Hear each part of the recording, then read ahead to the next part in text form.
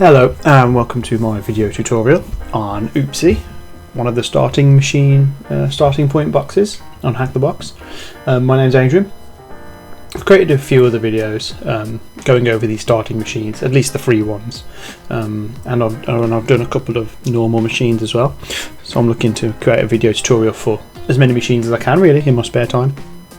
It's been a while since I've uploaded a video since this one because I've been busy studying, but I've got a little bit of time now to try and get this one edited and recorded and put up. As I said in previous videos, I'm not a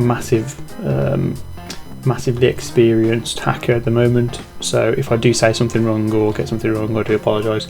But my aim with these videos is to create a super beginner friendly tutorial for people who maybe just need it to be a little bit shown to them step by step, because I think there are some really good video tutorials out there already, but I'm just hoping that I can create a little niche with tutorial videos that really tell you about every little detail kind of thing.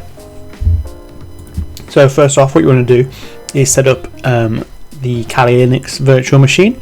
I use VirtualBox, which can easily be downloaded from the internet on their website. If you do a Google for VirtualBox, once you've got that software running, you want to then download a snapshot or a disk image file of Kali Linux, which is basically going to put the Kali Linux OS onto your machine, whatever you have, and run it with inside your operating system as another separate operating system. And Kali Linux is the de facto penetration testing OS. There is other ones like Parrot, but I'll be using Kali Linux for this.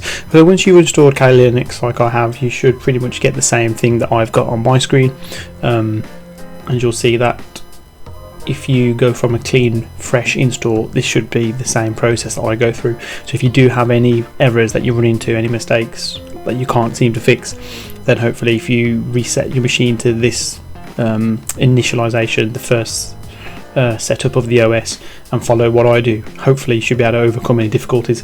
My goal for these videos is to just help anyone who's stuck on just a tiny little thing that they need tweaking and just can't seem to find the answer.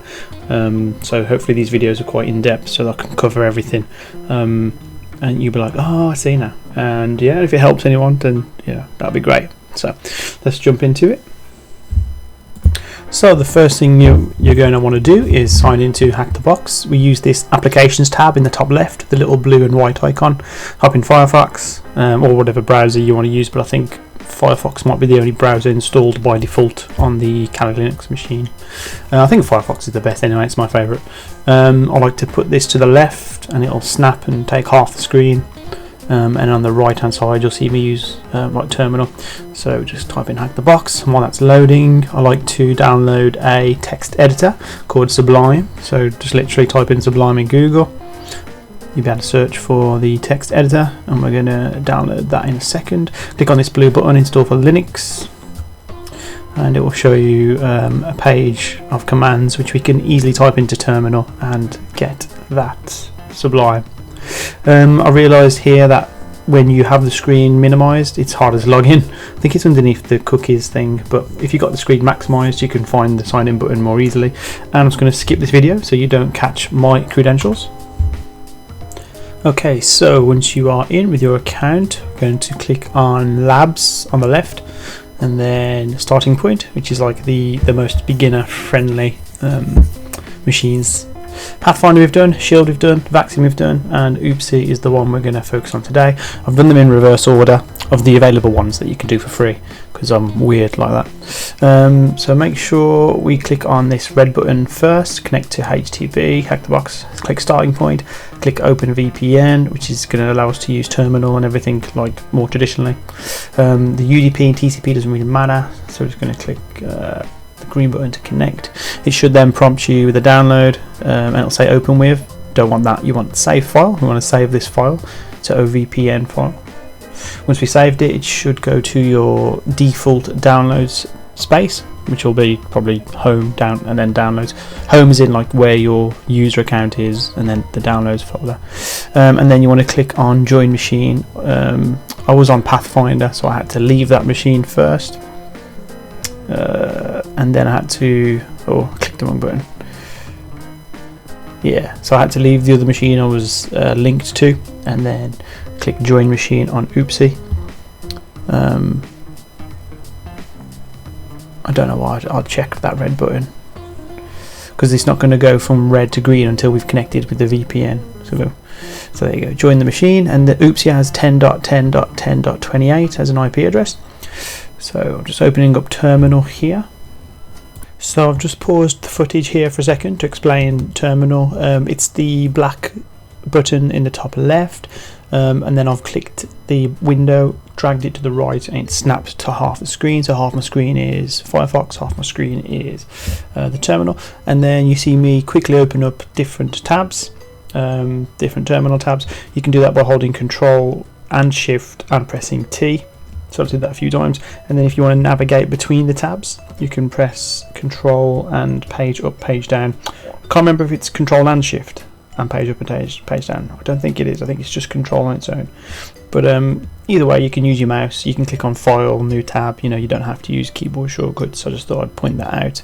I like to get a few tabs open, ready for us to use, and by default when you open a new tab you'll be in your home folder, so not in the root folder of the machine, not like the admin root, you're more just in your home folder. And if you press CD and then press enter, you will always go back by default to this home folder. So if you ever want to get back to this home location, CD and enter on its own, or you could do CD and then that tilde sign, which is like the squiggly horizontal line, that will also put you back in this home folder if you get lost. Anyway, you want to CD to your downloads folder, the folder where you saved that VPN file to. Once you're in the right location, just double check it's there with ls. There it is, there's only one file in there. Then we're going to type in this command which will get us the VPN connection. Sudo open VPN, and then it's going to be starting point with underscores, then your username. So obviously when you save the file you can change the name of the file to whatever you want, but that's going to be the default file name. And then the .ovpn just means what type of file it is, so we know that it's going to match the application, which can be the OpenVPN. And because we use sudo for the first time on this machine, it's just going to double check, you know, do you know what you're doing, because you're going to have root access, you're going to have access to do whatever you want with the sudo command. And every now and again when you use sudo it requires you to re-enter the password, so just double checking it's you, because it asks for your password again. And once that is done, you'll see this at the bottom of the screen, initialization sequence completed, and you know that your VPN is set up and good to go. Now the red button at the top right corner of the Hack the Box website will soon go to green. It just takes a few moments for it to update, but you should see that the connect to HTTP red button will go green. Now because you have a VPN open, it's like having a new interface open, a new port on your computer. So if we go to a new tab and type in ifconfig and then we tack A for all, just to make sure that it picks up all the interfaces, you can see you have a new one which will be ton0, and that interface IP address, you need to use that later on, so we'll make a note of that. Anyway, we're going to download Sublime, so we go to the Sublime website, and we're going to copy the first line of code, paste that in using Control Shift C to copy. Oh no, Control and copy to copy from the website, and then Control Shift V to paste it into terminal. And if we want to copy text from terminal, we're going to use Control Shift C. So it's a bit confusing because pretty much every application uses Control C to copy, Control V to paste, but terminal wants Control and Shift and then C to copy, or Control and Shift and then V to paste into it. Just be careful because sometimes Control C will like quit out, back up, or quit out of a process, and you meant to copy, you're like, oh, I didn't want to quit, I wanted to copy. But just keep that in mind, you'll get used to it.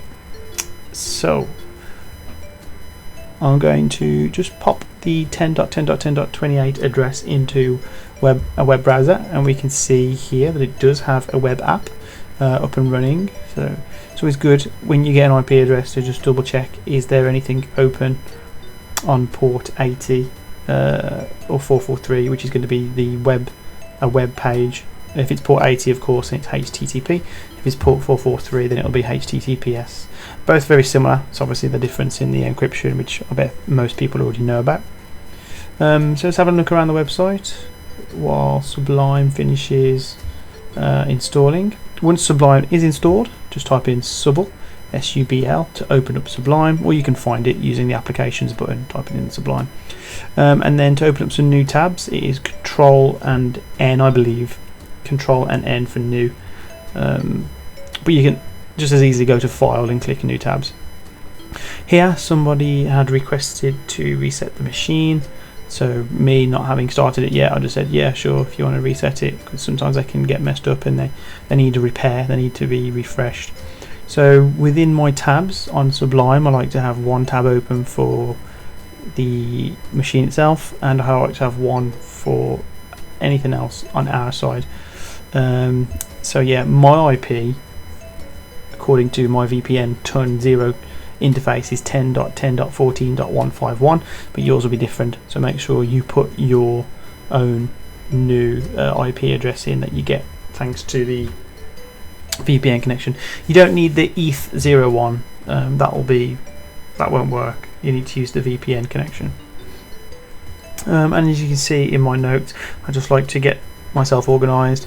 I have done a line of dashes, copied that with Control C, then press Control V to paste in, and it's just like a separator, a divider to keep my page neat. The second tab is going to be useful for copying and pasting in any useful commands, and the first tab within Sublime, you can see here I'm getting space set up for the flags. There's a user flag, I believe, and a system flag. I can't remember if this machine has both, but either way I do manage to find both if there are both. And then a port scanning section, because obviously that's usually the first thing we do once we have the IP address. I always double check if there's a web page for it first, if there's a web app, and then do the port scanning. And to check if there's a web app, just literally copy and paste in the IP address into the URL bar at the top in the web browser. So Firefox can do it, Chrome can do it, any web browser can do it. So it's literally just putting in 10.10.10.2028. So if you copy and paste that IP address in like I've done there, you can find if it has a web page or not. And you can tell it's HTTP because the little lock icon, it's got a red line through it. It's not HTTPS, it just means it's not as secure. So then we're going to just ping the machine, make sure we have connection to it. Yeah, everything's fine. If you're having problems, see if you can ping the machine, and if you can't, then it's probably a connection issue. I just typed in clear there to clear the tab, literally the word clear. You can also hold down Control and press L to like clear the screen down, or like push the screen down till it's all clear. But typing in the word clear will get rid of everything. So we're going to open up within Firefox the PDF walkthrough. I just want to say a big thank you to the machine author, Mr. Robot, and the person who prepared this PDF document, Agree55. So thank you to those two for getting all this set up for people like me to learn. So enumeration just means like finding things out, reconnaissance, discovery. So we're going to use Nmap, which is the number one port scanning tool that everyone learns first. It's always the first thing you probably want to learn when you come to hacking. And you can type in man Nmap to bring up the manual, which is like the guide. And I'm just looking what SS was. It's a scan technique, TCP SYN scan.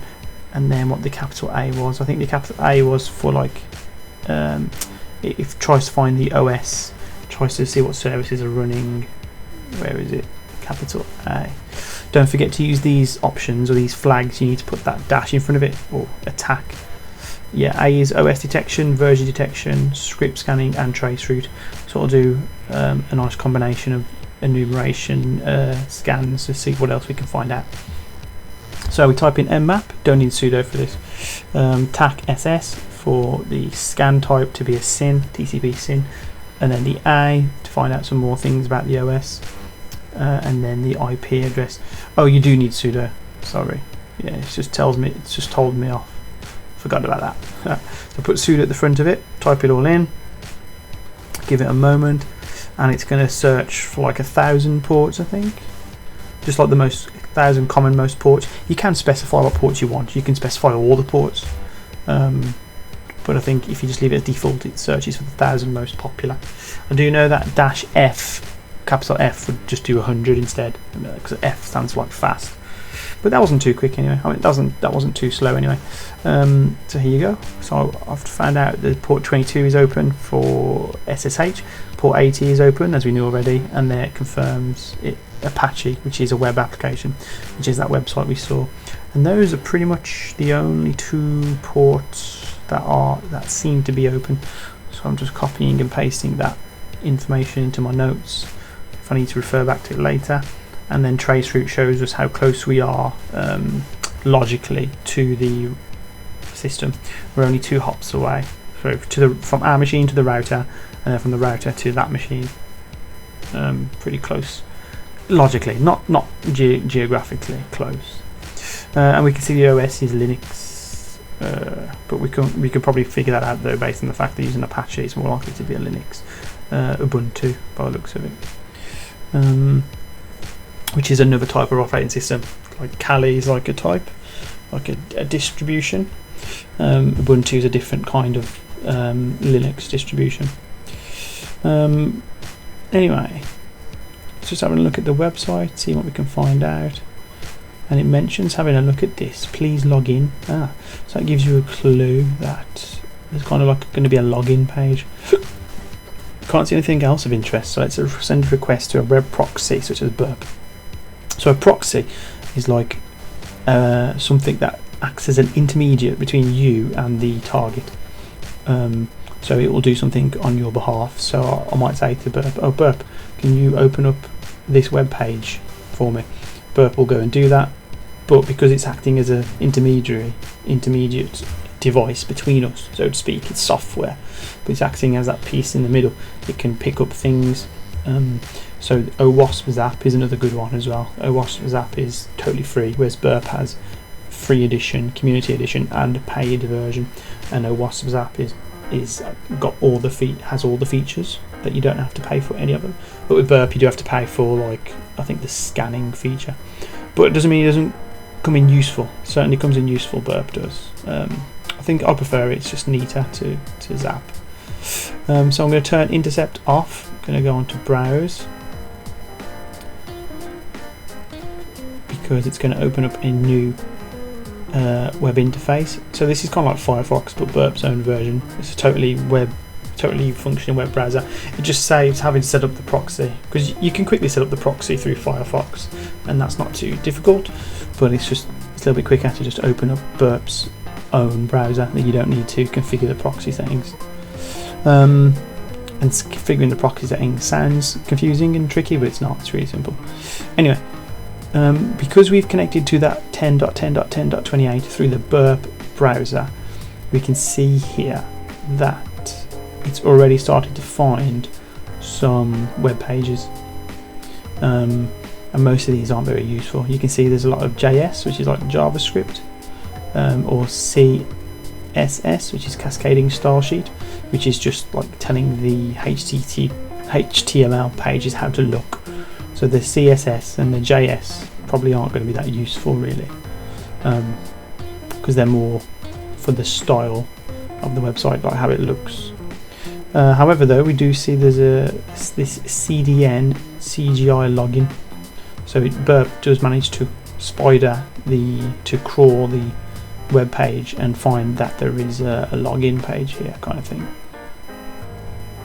Or at least it tells us that there's a script for it, which points to the fact that, you know, we can go there and look for a login page. But as you can see, I had a little mess around on the website, and there doesn't seem to be a link available to click to get to it. It seems like you have to go to the URL and type it in. Like, the only way to find this login page is to go to the URL and be specific and type in cdn-cgi/login/ that's it, and there you go, and then it's found the actual page now. So before it found a script, a JS script, now it's found the actual page.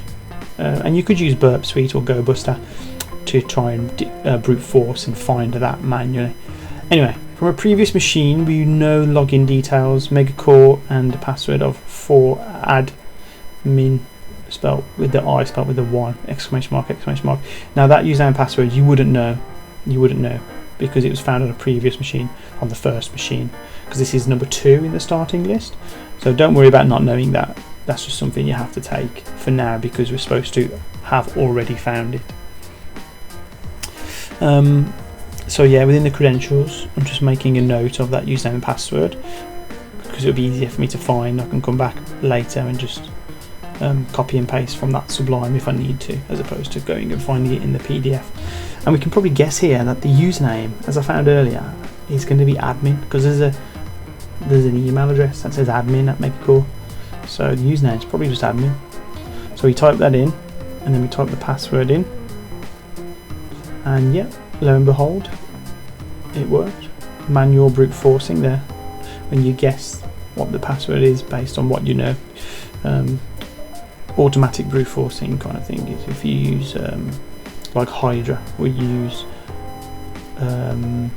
Burp Suite, I suppose, to brute force with a script to brute force something. But yeah, so we manually brute force that. We guessed the admin password, and we already know what we guessed the admin username, but we would know what the password was. Ignore that, sorry.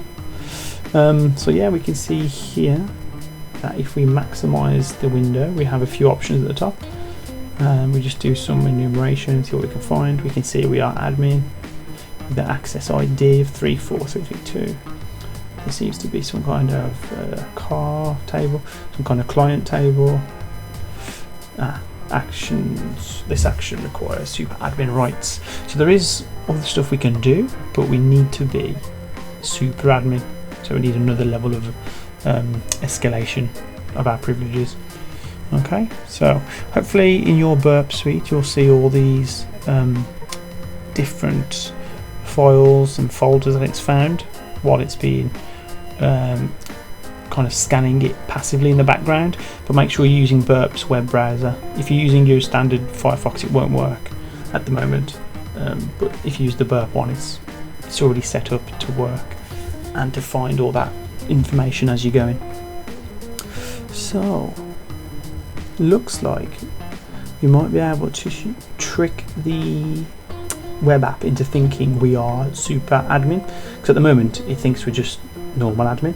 But if we can trick it into thinking we're super admin, well, then we can access that uploads page. Now what you want to do is turn intercept on in Burp. Once intercept is on, whenever you do something in the browser, it'll pause and it will say, okay, I want to do this. This is what I'm sending. Can I do it? And it'll wait for you to click forward. And we want to find this where it says content equals accounts and ID equals 1.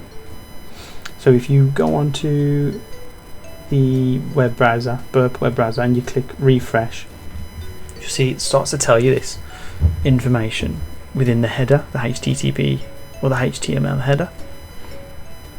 And we're going to use Burp's intruder module to tweak what we're sending back to the web app, because by default it's just going to send ID 1, which is the ID for the admin, but we can change what the ID is going to be. So when the web app takes our get request, I think it's a get request, it's going to give us a different outcome based on what the ID is, kind of like a token. What token we give it will depend on what it will influence what we get back from it. So we're going to go to intruder on Burp, and then we're going to type in the host 10.10.10.28, and then obviously we're using port 80 at the minute because Nmap just told us it's on HTTP port 80. Then we're going to click positions. We want attack type sniper, which is already there by default. And then we're going to press clear to remove the pre-populated payload positions. So it's going to clear these variables, so to speak, that can be changed. Okay, we're going to select the ID value 1 because we're only changing one thing. We're just changing the ID value. I think I've got the wrong page there. Yeah, so you can see here this is totally the wrong request, the wrong header. So I think I close that now. Yeah, I go back to proxy. This is the one I want. Yeah, this one right on now. So I click forward. I don't think I should have clicked that though. So I refresh the page. This is the one I want. I want to change that ID equals 1. So I click on intruder now. Do I have it up? Because every time you click intruder you get a new numbered tab. I've got 5 of them now. Well, 3 of them, so I'll get rid of those. So this one, number 5, because I'm still quite new to burp here. Just figuring out, okay, well where's that page? It should be on positions, and I think I remember in a second. There you go, positions. There it is. That's the one you want. So make sure you get this request in the intruder positions tab. Make sure it says sniper. Click on that clear button. There you go. Because we only want to change one thing, which is going to be the 1. So we highlight the 1. Then we click that add sign, which I'm just double checking now. Click add. Because then it's going to tell burp just change this value. There you go. So you can see those 2 little symbols next to 1. So it's like it's in brackets. So just change what's in these little brackets. It kind of looks like a squiggly S. And basically we're going to just brute force numbers from 1 to 100, because we know the admin 1 at the moment is 1 ID. But let's see what ID value 2 is. Let's see what ID value 3 is. And you could do this manually one at a time, but we can use the burp module intruder to do manual kind of brute force lots of different IDs. So this command will come in useful. So I copy this into my Sublime notes, and then I think it took me a moment to realise that we have to copy and paste this into terminal, because it's literally just going to create a list from 1 to 100, so we don't have to type 1 to 100. You could manually type 1 to 100 if you wanted to. If we copy and paste that in, and then I remembered when you copy and paste sometimes it doesn't give you the finger spaces that you need, so wherever it's red, go through and check. There you go, you just had to have 2 finger spaces and now it's there properly. Oh, 1 more finger space I think. Where is it? Do I find it? Okay. Yeah, there you go, another finger space. So once you copy and paste that in, you may have to manually just go through that code, and like I'm doing now, I think I was checking that. Yeah, finger space, yeah, finger space, yeah, finger space there, and then it has the semicolon. Yeah, that looks all good now. So hopefully it shouldn't throw back an error. It should just produce a list, echo out a list of 1 to 100. There you go, and it did. And that's useful because it saves time. So we can just copy and paste these numbers now. Again, do it manually if you want to. Copy and paste those 100 numbers into the payload section on burp intruder. There you go, paste, and it's created a simple list of strings from 1 to 100. Okay, and then I'm just typing in clear again now to clear the screen. Back to burp. Or back to our instructions of burp, paste the output into payloads. Done that. Next, click on the options tab and ensure that follow redirections is set to always, and select the option to process cookies in redirections. So there's just 2 little options we need to turn on, because I think this is all dependent on the cookies, so we have to set it yes, please process cookies in any redirections that you do, which will be important. Click on the target tab, then click start attack. We sort responses by length and view the results. Now the reason you want to view the responses by length is because when it returns some information back, the bits that make up, when you put the bits together, it makes bytes, and then those bytes make the data. The length of how many bits there are to make the page will tell us if it's different. So if they're all the same, like you can see here, the average one is 3787. That's how long it is to create like the standard kind of error page, like user ID not found. So the quickest way to search for this list of 1 to 100 and see, which ones are going to potentially show us something valuable is to search by length. So once you've clicked attack, start attack, this will pop up, and then just click on length, and it will like start to order them, and that way you can see a whole long list of 3,787s. Those ones are basically a miss. The hits are the ones that are different. So you can see here number 30 was different, 3826. So if I click on the number there under requests, I can give it a colour. So I just decided to give, just to make it easier to visualise, all the ones that are yellow now are all the IDs that we manipulated, sent to the web app, and the web app gave us back something different, which indicates we need to search, we need to check more closely these IDs. So number 1 we know already is just the admin, because that's what we have by default. 0 also has the same length, so it could be the admin as well. 13 is different, 23 is different, 4 is different, and number 30 are different. The rest of them all seem to be the same length of 3787, which probably means it's an incorrect ID, like I said, and you just get like an error page. Because this is working over the internet, Burp is sending it over one at a time and checking what comes back. You can see there the orange progress bar is taking quite a while, so I just left my machine for a moment and let it run. And when it's finished, you'll see there are only a few numbers which return a different length, being 30, 0, 1, 13, 23 and 4. Okay, so these IDs are ones that we want to check out, so you'll see me do that in a second. We're going to change the ID values to those numbers and just see what accounts belong to those ID numbers. So I'm just going to minimize that, put that to one side, go back to Derb, go to the proxy intercept. Let's change the ID to number 4. Let's see who that belongs to. Then forward the request.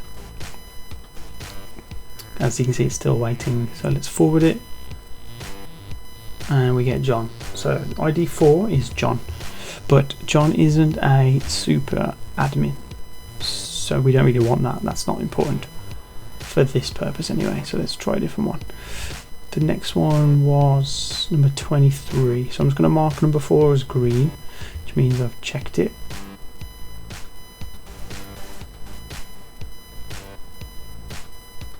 And we don't really need it anymore, and let's do 23. Who does that belong to? 23 belongs to Raffle, Tom at Raffle. So no, not a super user, so mark that as green. Don't need it. Go up to the refresh button, refresh the page, wait for it to get the requests, change it to 13 this time, forward that. We can see 13 is Peter. Again, not very useful. Now we know we're number 1 as the basic admin, so we don't need number 1. And then I thought I'd try 0, because 0 is a different length, but as you can see 0 is nobody, so yeah, it doesn't return anything, so 0 is no good. Let's go back to the intruder module, and the last one we need to check is number 30. So refresh the tab, change the ID to 30, and who do we get?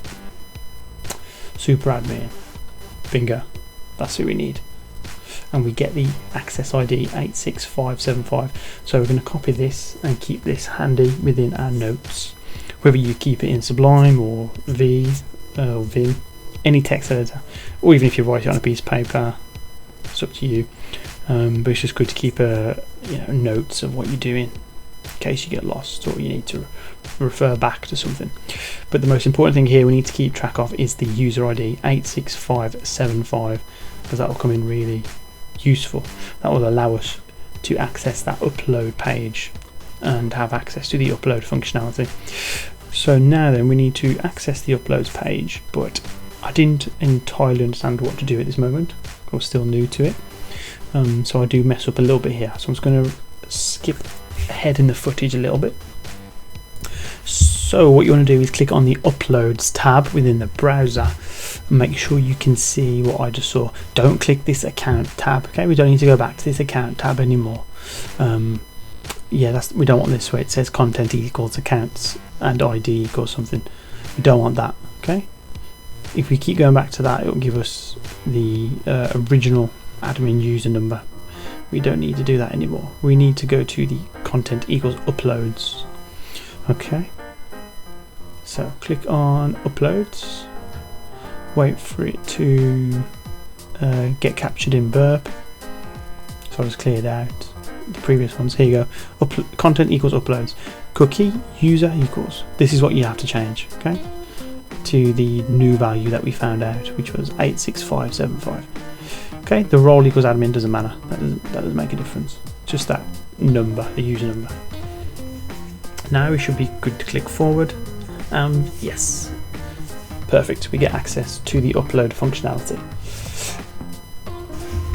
So with that, we might be able to upload some malicious script, because if the developer of the web page, the web app, didn't enforce user validation, that means you could potentially upload anything, because they're supposed to be uploading images, but we want to upload a script instead, and that could be a big vulnerability, the fact that the upload will take more than just images. Hopefully it'll take a PHP script, a PHP malicious code. So in the instructions they're talking about Parrot OS. We don't want that, we want Kali. However, the file that we need I think can still be found installed on Kali. So I typed in locate PHP reverse shell .php, and yes, we can see it's here. It's under user share web shells PHP reverse shell .php. That's the real path location of where the file, where the script is saved. So we're going to change directory to that. We're going to ls, and we can see indeed it is here. It is that greenish colour, greenish blue colour.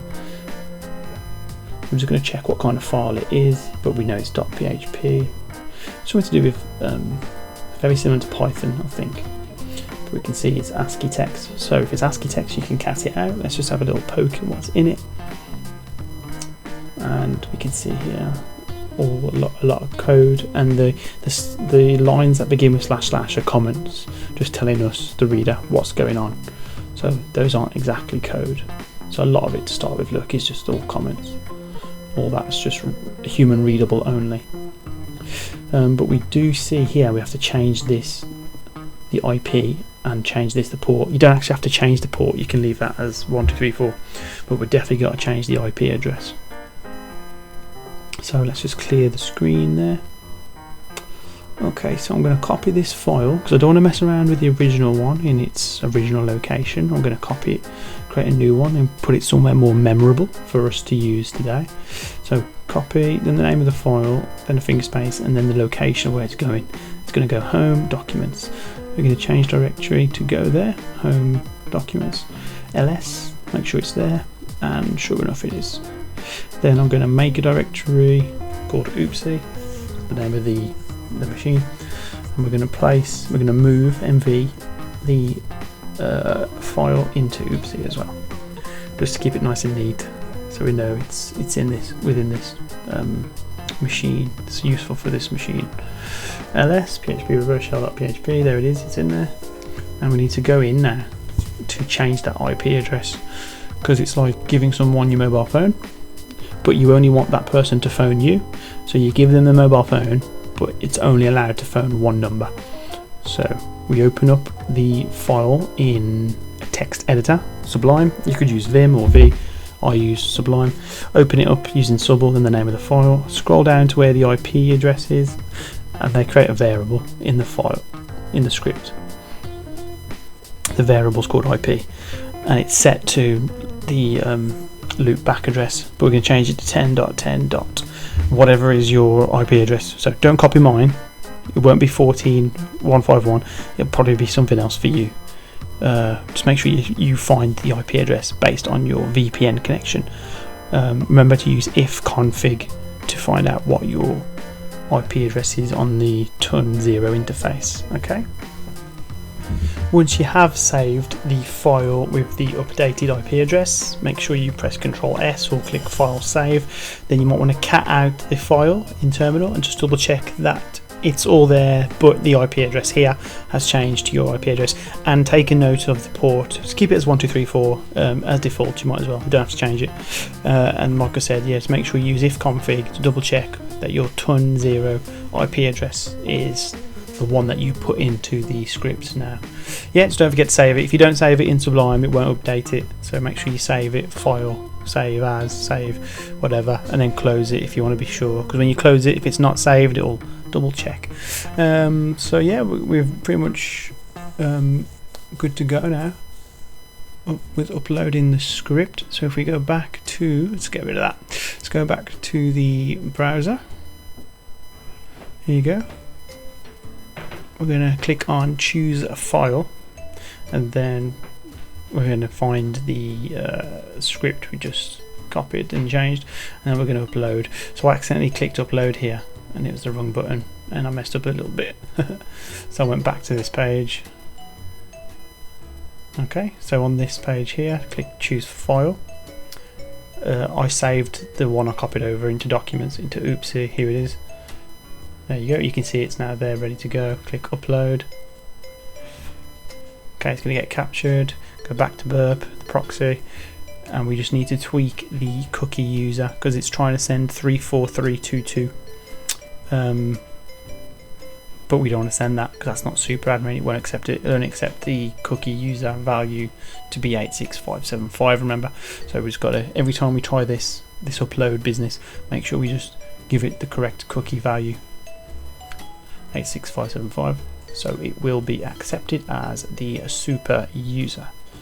Okay, and then you can see here, yeah, again, just double check port 1234, and the IP address is your VPN connection on ton0 probably. Your VPN IP address, and then we just forward that. Bingo, the file php reverse shell.php has been uploaded. You know you have got it correct. Okay, if you got this far, well done. We've uploaded the file, captured the request in burp, substituted the user value for that 8,600 and something, then clicked forward. Now you can use dir search for this. You could use dirb, you could use dirbuster, you could use gobuster. I think there's another one called feroxbuster. You can use any web page enumeration tool. To save a bit of time, I decided to try installing dir search again because the first time I did it, it took ages, it was a mess. So basically all you got to do is type in, well, you can see it's not installed by default because it's red. You got to type in sudo apt-get install and then dir search. It's easy as that on Kali Linux because it will retrieve the package via the apt utility, and it will download it and it will work fine. So if you type in dir search now, it will appear green and it's ready to go.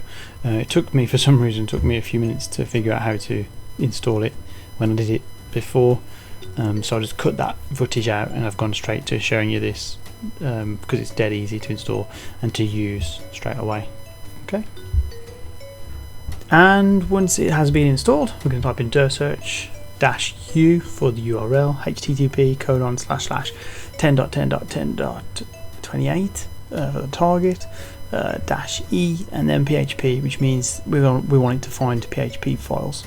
So also look for these extensions, and we can see there are a few interesting pages here, such as server status, themes, uploads, index.php. Yeah, some interesting pages, and basically it's gonna just try and brute force and see what exists on the web app. And now interestingly, there is a page called uploads, which you can probably guess is the location of where the uploaded files are saved to. So in preparation for the reverse shell, we want to set up a listener on our end. We're going to use Netcat for that, which is probably the best tool to use for listening for shells, reverse shells. And then we're going to add on the flags LVN and then P for port, and then we have to remember what port we used in our script, and it was 1234. So once we've got that set up and listening, we can switch to leave that on one terminal tab, switch to a different tab or open up a new one. We're going to run a curl command. Now the curl is kind of hard to explain, but it's a way of transferring data between two places, usually used to download something from a HTML from the web. Maybe you want to download some text from a GitHub account, for example, but we're going to use it in this case to try and trigger the running of the file we uploaded. So we're going to type in curl http colon then the target address, and then we think it's probably going to be in uploads, and then /php reverse shell.php, which is the name of the file that we uploaded, and hopefully if the file is to be found in that location, it will run it, and then that should kick in the reverse shell, which will be picked up when it calls us by the netcat that we set up.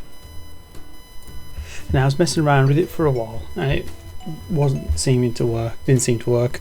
You can see there from the third one down, it should have worked because the name of the file was typed in correctly and the location of where it should be found. So I thought I'd just try it without any file extension, just uploads, and yeah, that does link because it says you don't have permission to access the resource, so I know that it linked correctly. But it seems like the problem was the machine was reset, so maybe I uploaded the file and then the machine was reset and the file got deleted, so it couldn't call it because it didn't exist. So I had to mess around again with it, basically just retrace my steps and upload the file again. So if this happens to you, check if the machine has been reset, because if it does, you'll have to do the uploading of this PHP reverse shell script again. So I finally managed to upload it again, made sure the port was correct, made sure the IP address was correct, hopefully, touch wood, it doesn't get reset, and we can proceed. So we type in the curl command again, make sure we got the correct name of the file on the end of it, whatever it is that you called it when you uploaded it. And then I noticed here it was kind of glitching out, so I'm thinking, oh yes, look at the netcat and it says connected to 10.10.14.151.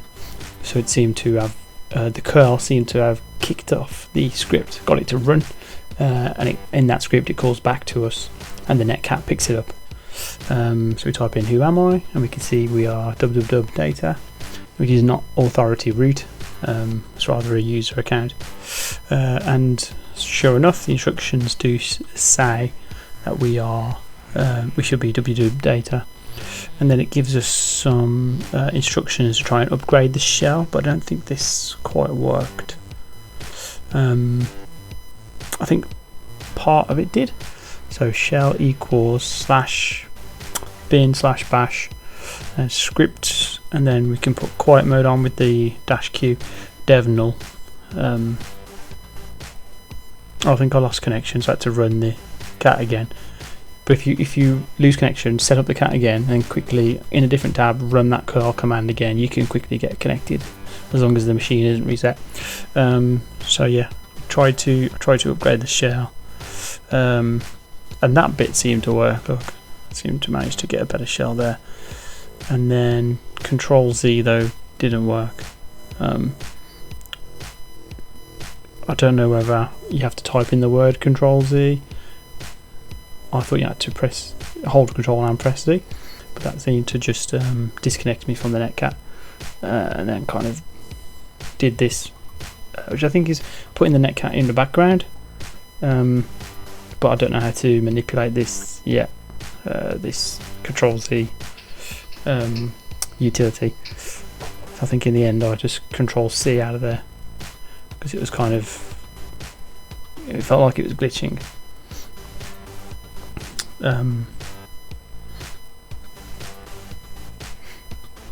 Yeah, because at this point I'm not connected remotely. I don't know what's going on. I think all the instructions on the left there from the PDF you're supposed to be typing in remotely on the netcat listener, so this was no use. So now it's just a matter of snooping around and seeing if we can get access as another user, or possibly to exploit some privileges. First off, I typed who am I, and you can just get confirmation of your user account, in this case www/data, and then I've just typed in the shell equals /bin/bash script, quiet mode /dev/null, just to improve the shell, but I didn't want to mess around with the other instructions as they just seemed to crash the shell. I didn't really understand them, so I just moved on and did some digging. You can use ls to list what's in your directory that you're in, and obviously cd to change directory. Usually on Apache servers they keep the web pages within var www.html, and this is where we can look for some useful information. If we can get usernames, that might come in handy, so we can see what other users are on the system. So here I used the cdn/cgi folder. Have a look in there, and we can see there's a folder called login. So let's move into that directory. So now I'm in root var www.html cdn cgi login. So it's quite, it's quite deep within some folders there. And then we've got 4 files. And then first off, I just thought I'd have a poke around the file called admin.php, and there wasn't anything really useful in here other than it confirmed the 2 admin cookie values, the ID values that we used earlier. So when I finish scrolling up here, you will be able to see, here you go, cookie user equals 34322, and the second one 86575. So that's the admin and the super admin. But yeah, looking through that file, there was nothing else of value, but I think I did just I just wanted to double check that those were the right values. But the more important file that you do want to find within this directory is the db.php, which is the database, and this is useful because it will show us user account names, and then from there we can potentially move laterally, i.e. switch user accounts, not necessarily admin, but we can switch to a different user and see what else is possible in that user's privileges. I accidentally Control C there, so I'm going to fast forward the footage again until I have got back in and I've managed to use SU for switch user. SU Robert will get us control of Robert's account. So it can get quite complicated now, can get a little bit confusing, but once we have changed to Robert's account, he's not admin, but I think there is a user flag within Robert's account, which I will probably, if I remember right, I think I'll get that next. But we want to be able to escalate to admin as well. So we're going to check using Robert's account what he has access to using sudo -l in terms of what privileges does he have, and he doesn't have any, I think. So we can't just simply change directory to the super user folders because they're protected behind the privileges required by an admin. So instead we're going to do some enumeration of what privileges he might have. And if you do ID, the ID command, we can see he's part of a group called bug tracker, which is 1001. And then the bug tracker group, when you see a group that a user belongs to that looks interesting, we can try and do a bit of digging into, well, this bug tracker group, what do they have access to? So here you go. I think on the footage right now, I'm just finding the user text. I'll just use the locate user text to try and see, because normally they name the flag like user.text or flag, but you can see they didn't really find anything. I think just trying to remember what I was doing looking at the footage. Yeah, user. I already did this when I had a practice before kind of thing. But yeah, I'm trying to remember how we found the user flag, like where the user flag password was, or passkey to say that we got the user flag. But maybe it'll come up in a minute. But anyway, back to this bug tracker information. If you type in find slash and then dash type and then F for file, we want to find a file as opposed to a D for directory, then dash group and then bug tracker is the name of the group. We can hopefully find files to do with bug tracker, and lo and behold there is a file itself called bug tracker. So there's a group called bug tracker and there's a file called bug tracker, and it tells us with the find command that it's found in the root user bin folder. So we're going to change directory. I accidentally typed in bug tracker there. That's not a directory, so you can't change into it. That's the name of the script or of the file. I think it is a script. So we change directory to user bin. I forgot to. Oh no, that's fine. Yeah. So now we're in the user bin file. And then if you type in file and then the name of the file, it tells you what it is. So we can see this is a dynamically linked, I think it's a bit like a DLL, dynamically linked library file type thing. But it looks to be like a script. LSAL for show me everything, and then just I just want to know about bug tracker, and we can see the first 3 letters that are shown are for the root. So the root account has got read, write, and I think S. I'm not sure. S is for save. I'm not sure. I thought it'd be an X. And you can see, and then the next 3 letters, the R and the X, and there's one missing, which would be a W for write. The R and the X means that the user can read it and execute it. So there's a script here called bug tracker, which has access, which has privileges to be executed by a normal user. So if we can run bug tracker and there's some kind of exploit in it, and here you go, look, I've just ran the file by typing bug tracker. If we can run the file and execute some kind of malicious code in there, we can run the code to give us some kind of privilege, because we are allowed to execute it. Okay, and make sure you type bug tracker if you're in the user bin directory. If you type bug tracker and you're not in that directory, it won't work. You have to do the full path, which would be like user bin bug tracker, to run the file from a different location. So it's best to CD and get into the user bin directory first. And then strings is a command which, when you have a binary file, which binary means it doesn't have, it's not made up of all text like a simple script. It's got in it bits and bytes.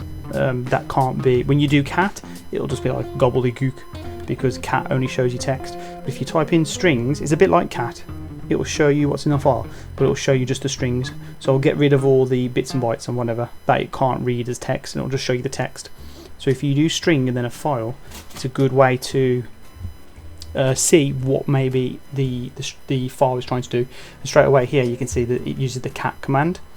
It tries to cat out something to do with root reports, something to do with the report, but because it just uses the cat command, that cat command is like a shortcut.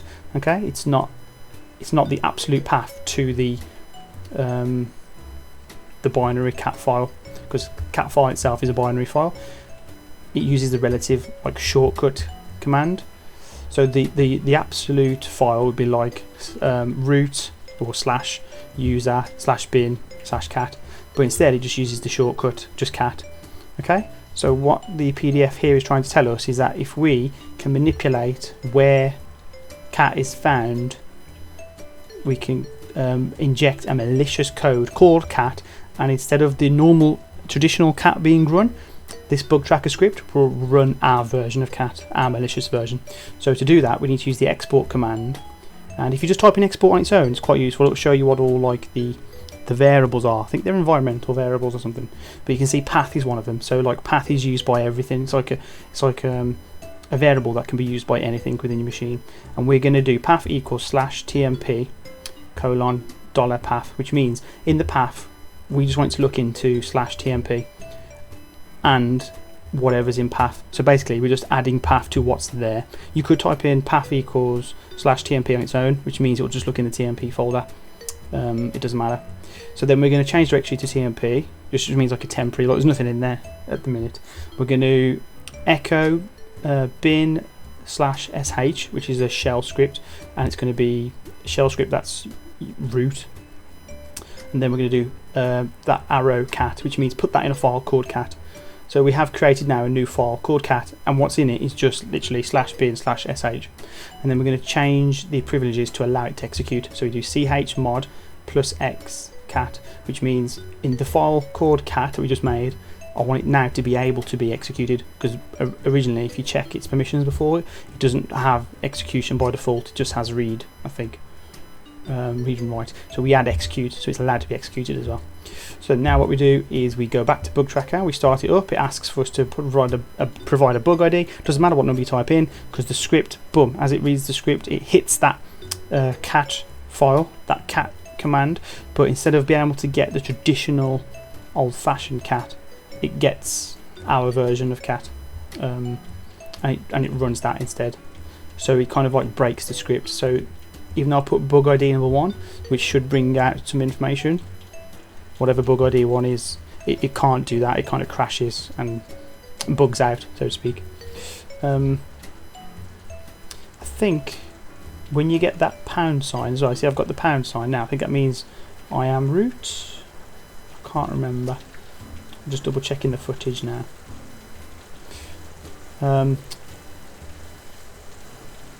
Sorry if you can hear the rain in the background, it's just started to rain quite heavily. Yeah, so I'm a bit more aware now of what this all meant, but back then when I was recording the footage I was a bit confused, I didn't understand what it meant. But I seem to have found the user.txt. So if we cat user.txt now, it's not actually going to work, because it's only going to use the malicious cat command that we created. So it's no longer the original binary file where it goes through and it shows you the output of what's in the file. You have to kind of get rid of that malicious code now, because the only reason we wanted that malicious cat file was so we could abuse the cat relative path cat command in the bug tracker text to run our version of cat. Now we don't need that anymore, because once it ran that version of cat, it gave us the shell. So now whenever we type cat in, unfortunately it's going to be using that malicious cat that's in the TMP file. So what you can do is export path equals and then type in user/bin or just /bin or whatever it was before, whatever the path was before. Okay. Now I didn't know this at the time, so you can see me messing around a bit here. So I found the root.txt, but again look, I'm typing in cat root.txt, but the original binary cat file, which would work, the machine can't get to it. Okay, it's only using our malicious cat text, which obviously isn't going to work. It was like that /bin/sh, wasn't it, that we put in there. So at this point I was having a bit of a think, like how do I get around it. But as I'm talking now, I might put on the screen me at a later date showing you the quickest, easiest way to just get the cat command back to normal, because I'm aware I'm rambling on now, but it is really hard to explain and to understand for people like me who are still new to this and to coding and everything. It's kind of, when you get it, it's logical and makes sense, but until you understand it, it is really confusing. So you can see, like, depending on what I've got on the screen, because I might record some more footage of me doing it properly. I kind of like had to have a good think, had to pause, because unless you can cat the root.txt again to get the flag, it is quite hard to get the flag. There might be other commands that you could use to output it. Maybe you could download the file to your machine, I'm not sure. But yeah, at the minute you can see I'm a bit like stumped, because cat root.txt just doesn't show anything. Just gonna have a drink, sorry. And here you can see the commands like clear and cat are in red because they cannot be found. They're binary file that will execute the commands can no longer be found, because when we're typing in words like cat and clear and ls, we're using like a shortcut. We're using the environment variable path. So I think I was right earlier when I was talking about path being an environment variable. So we can export again path equals / we can put in user/bin, and then we can do colon, and then we can put in /bin, because those are the two most important environment path locations. So you can see me type that in now, and the colon just separates the different ones. So the most important one, the first one it's going to look in is user bin, and then the second one it's going to look in is just the bin. And then, as you can see, the clear command comes back again, it works. The cd command I think was always working, but it's back again. The ls is back again because that wasn't working just. And just as a proof of concept now, you're going to see me try and use the cat command, but it was green, so you know it's going to work. So cd to documents, I'm just going to create a new file within the documents folder called abc. So we can use the touch command to create an empty file. There's no point catting it out because there's nothing in it. So let's put some text in, echo hey exclamation mark into abc, and then cat that out just to prove it works again. There you go. So hopefully that explanation, that demonstration there shows you what I was trying to explain. So if you didn't know that before, I hope that makes sense. Okay, and this is what I did. I think just out of frustration, I thought, well, why not just remove the file? So I typed remove cat, so cd to the temp directory, remove cat from there, so effectively it's deleted. Change back to the root folder where the root.txt is stored. Does cat work now? Bingo, yes it does. Because we deleted the malicious cat file that we made, when we call the cat binary by typing in cat, it's going to use the original binary, and thus it's going to work. Because the one that we made, which was placed in the TMP folder, we deleted it with the RM for remove, so it no longer can go to that first, because it's like a queue of people queuing up. If the malicious code is the first one in the queue, every time we call cat, the first person in the queue is going to come to us, and it's going to be that malicious one that was in the temp folder. But if we remove the file from there, even though we might go to the first person in the queue in the temp folder, we might say, okay, have you got cat?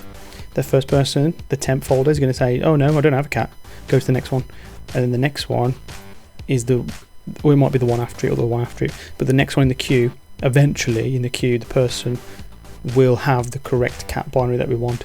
So that's the one way of doing it. It's just once you've finished getting the root shell, is to remove the malicious cat file that we made, so that it can no longer get in the way of us using the original cat binary, which we need to get the text. And then there's some post exploitation at the end. Inside root folder we see a .config folder which contains FileZilla config file. So it's just mooching around, so just snooping around, doing some reconnaissance. We can see that there is another folder to look into, FileZilla, and it's a directory apparently, but it says can't change directory to it. I think because I typed it in wrong. Yeah, there you go, spelt it right now. ls, what's in there? An XML file. Cat that out. And what interesting treasures are in here? We get a new IP address for a host. We know port 21 is going to be open, which sounds like FTP. There's a user for the FTP server, FTP user, and there's a password. So this leads on to the next machine, because when we start the next machine, we're going to need these credentials, which I think would be for the shield or for the vaccine machine. But yeah, so it links into the next machine quite nicely.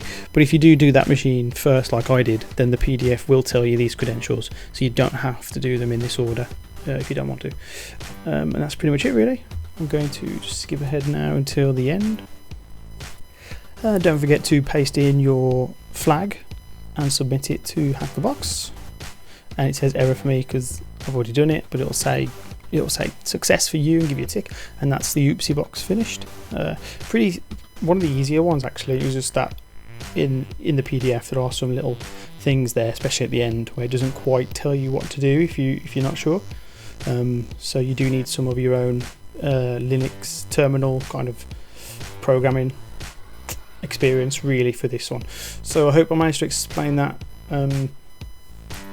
eventually in a roundabout way.